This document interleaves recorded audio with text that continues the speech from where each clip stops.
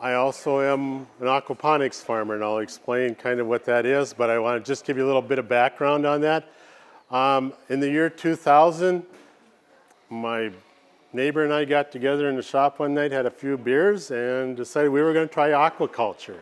And aquaculture is where we raise fish in water, and it's kind of like farming in that we raise the fish up and we sell them as a food. So we get them processed and we sell them.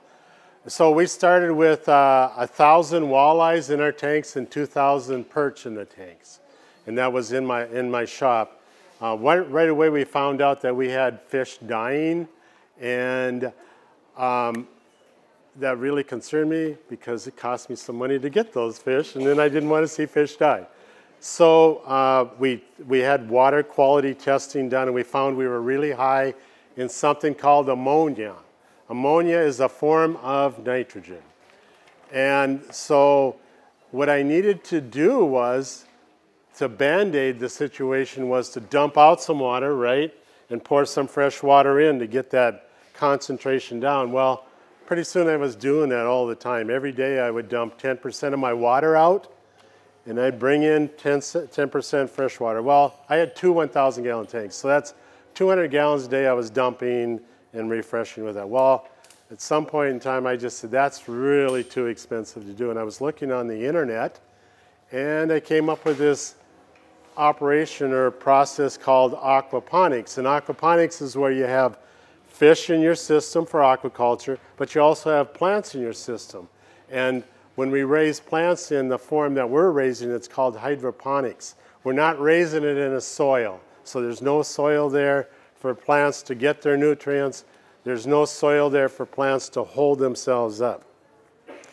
But in aquaponics, there's methods and ways of taking care of that. So the way the system works is I've got my fish in the tank. I'm feeding my fish.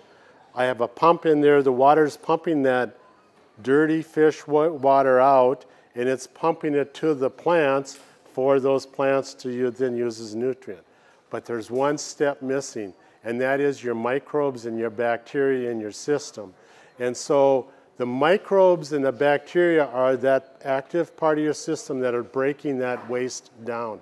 So you take that ammonia, which is poisonous to fish, it's poisonous to all of us, to the plants, and there's a bacteria that will break that down to the point where it's called a nitrite. Now, nitrite is a form of nitrogen that cannot be easily taken up by the plants, and it's also poisonous. So it needed to be broke down further, which is nitrates. Nitrates is what the plant is a form of nitrogen that the plants can use. We need to have the bacteria and the microbes in the system. When you start a new system, there's none of that in there. And so how do you get that into the system? Well, you can incorporate, you can add some of that to the system. When I build systems for people, I grab some of my water from my own aquaponics operation, and I take and I dump that in. So I'm dumping in just enough to get them started. Others, if they don't have that available to them, you can take, before you put fish in there, to put the fish food in there. And pretty soon your bacteria are populating and growing, and then at some point you can add your fish to the system. So this system, I have a system at home I was telling you about. My system at home has cold water fish in it, has perch, bluegills, and trout in that system. And the reason why I have that is that my greenhouse is cold, except for in the summertime. In the summertime, I take my fish out and I sell those fish. I stock ponds with those fish. And then I have my own ponds in which I replenish in the fall again, the greenhouse. So through the winter, then I've got kind of cold water fish in there. At Dakota College, we have tilapias in there, which are warm water fish. And they stay in nice warm water all the time, year round, and they do really well. So it's kind of depends on what kind of system you have, what you're willing to spend for energy and that type of a thing. In my greenhouse at my farm, I don't heat my greenhouse in the wintertime. And the my greenhouse is on the side of my shop. I've got 12-foot walls on my shop. I have a greenhouse lean-to that comes off of it. I get lots of nice sunshine because it's on the south side. That greenhouse in the summertime, in the wintertime, will be 60, 70 degrees during the day if the sun is shining. And I've got 1,000 gallons of water in this system that during the day then warms up. And so that warmth then carries me through the nights, 20 below nights and that type of thing.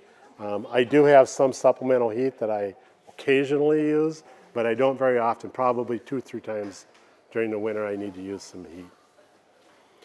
And in the greenhouse at my farm, then I'm raising mainly herbs now, which are like basil, chives, sages, marjorams, those kinds of things. And at the college, we're raising mainly lettuce and tomato. And so the lettuce that we raise then goes to our food services at the college.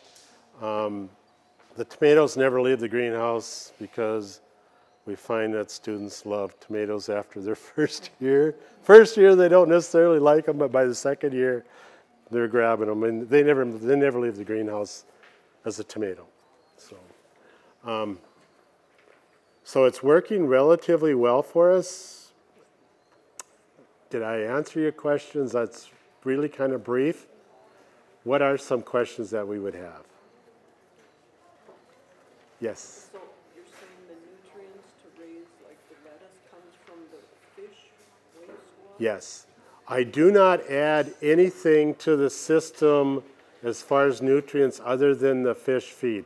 And I use a manufactured fish food from Purina that works relatively well, but there are all the nutrients that a plant needs in that type of a fish food.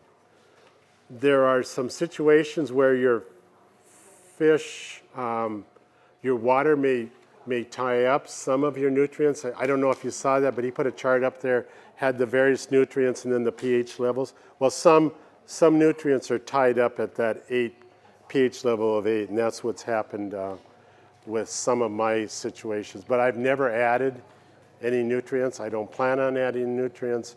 My system at home is 8 going on 9 years old now. So. And it just goes on its own. The lettuce doesn't taste fishy? No, the lettuce doesn't, but it's a really good question. But I raise radishes in the wintertime. All winter long I have crop after crop after crop. And my wife and I both know there's a little bit of a fish taste to it. We raised kohlrabi at the one at the college. I thought I tasted kind of a fish taste to it, but nobody else thought they did. So maybe I'm sensitive to it, but I think there's a level of sensitivity. And now that I know, yeah. Speaking of that, in aquaponics, we don't usually promote root crops because of pathogens. So if there's a potential for a pathogen to be in your system, a pathogen can get into the root, but it does not normally go up into the plant. There's too many filtering processes for the plant. So we don't recommend that you raise root crops in your system. People have asked me, well, you've got animals in your system, right? So is there an opportunity for you to get sick from that situation? Well, fish are cold-blooded, we're warm-blooded. So the pathogens that affect us are a different set of pathogens that affect fish, because the pathogens that affect us live in a very narrow temperature range in the 90s, 90-degree temperature range. So normally, no, there's no issues with pathogens. Normally, there's not. Now, all these plants are going to get thrown away because people have come by and touched them and everything, so I would not. When we leave here, these will all be thrown away when we get home. And not to say that anybody's got any diseases or anything, but it's just a safety thing that we have at the college. So when students pick the lettuce that is growing, they'll wear gloves to grow that. And it's a relatively easy system in that your roots aren't attached to anything. So they just, it's easy to remove.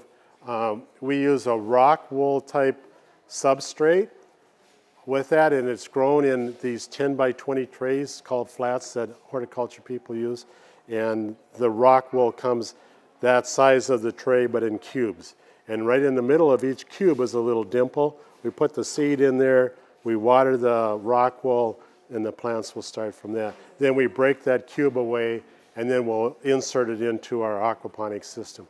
These all have cubes that are just inserted in here.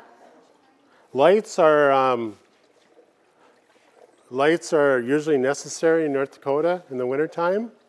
If you're in a greenhouse, if you're in a building like this, lights are always necessary.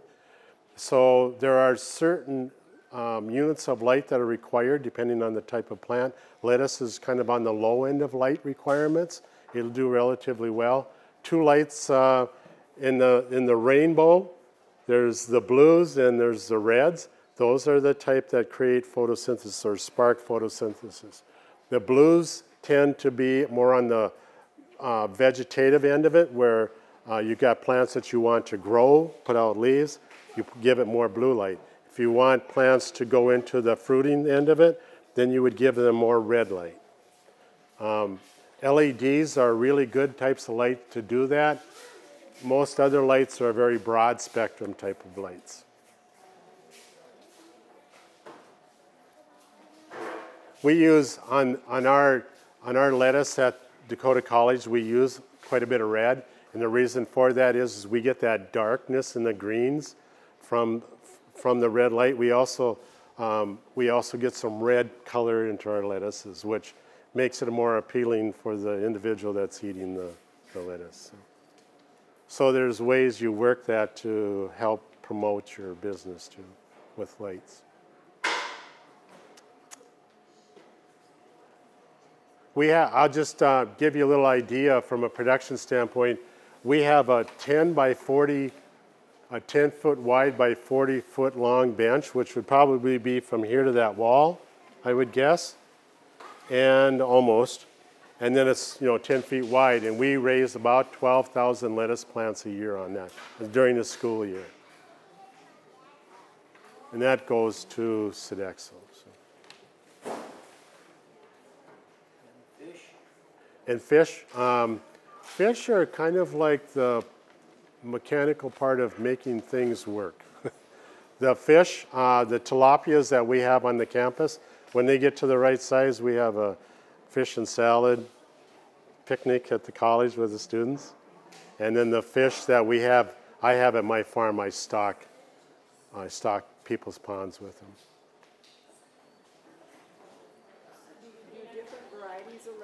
Yes. There's a variety called Selenova. And it comes in 3 different forms. It comes in a leaf form like this. I don't have the third kind. It comes in this is an incise form, and then there's an oak leaf form. And those seem to work relatively well for us for fast growth and texture and a color that people like to eat. So. Do the fish reproduce, or you get to buy the stock? The tilapias reproduce that we have at the college, and the way we do that is we have a separate tank that we'll put a male and a female in, some sand in there. The female makes a little nest. She lays her eggs. The male comes along, fertilizes the eggs, and then she picks them up, holds them in her mouth until they are hatched. And then she spits them out, and we run to get that fish out of there because she's hungry. She hasn't eaten for quite a while, and because she'll eat her own. And so then we hopefully get some little ones off of that. The perch and the bluegills and the trout I buy from a guy in Wyoming, the perch and the bluegills reproduce naturally in the ponds and lakes that I have. Yes? How long does it take to get like a lettuce to that stage? Yeah, that's a really good question. So it depends on the lighting and the nutrients and everything. We're at about 55 days from seed to harvest. And we should get down to like 48 days or so if we're really good.